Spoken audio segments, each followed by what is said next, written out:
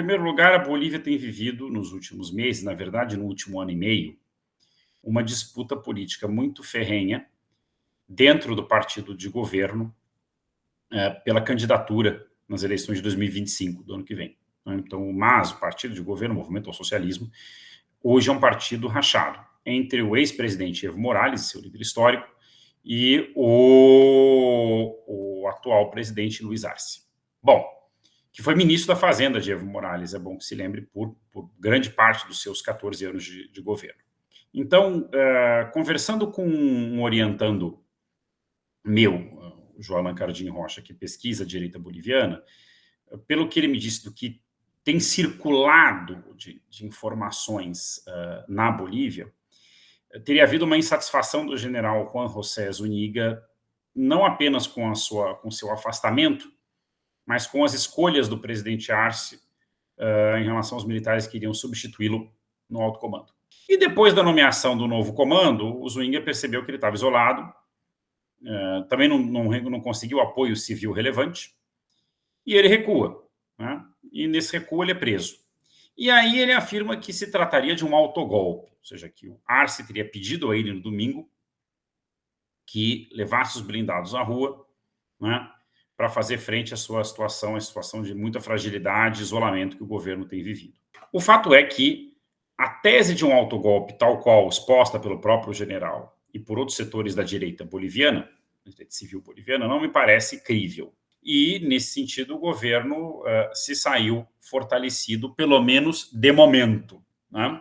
Mas é isso, é um sinal de que a conjuntura boliviana está bastante volátil, tem uma instabilidade política muito grande, a raiz é a disputa interna no MAS. Em princípio, foi um golpe gestado dentro da caserna por um setor que não teve força para bancar o golpe e não encontrou apoio civil. É verdade que a direita boliviana, nas primeiras horas, fez silêncio, esperar o que ia acontecer, e quando viram que aquilo não ia para frente, condenaram.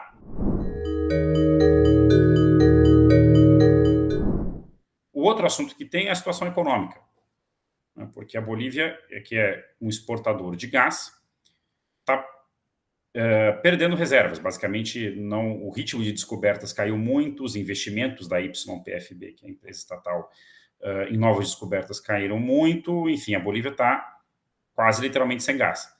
Então, ela tem enfrentado uma situação de restrição de divisas, né, em moeda forte, restrição externa de divisas, de acesso a dólar, muito grande, o que, por sua vez, alimenta uma crise de abastecimento de combustíveis, porque a Bolívia importa petróleo, importa diesel, e diesel que é subsidiado, né, na Bolívia. Então, tem inclusive um problema de contrabando de diesel para o Peru, etc. e tal.